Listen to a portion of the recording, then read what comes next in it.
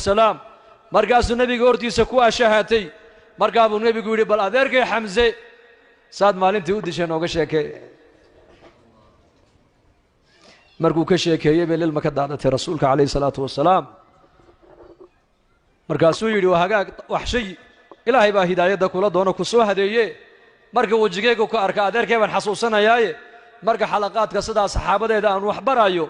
adigu xagga dambe iga fadhiisa buu yidhi indhihiisu hadday arkaan waxay xasuusanayeen adeerkii indhihiisu inay aragta ma jeclayn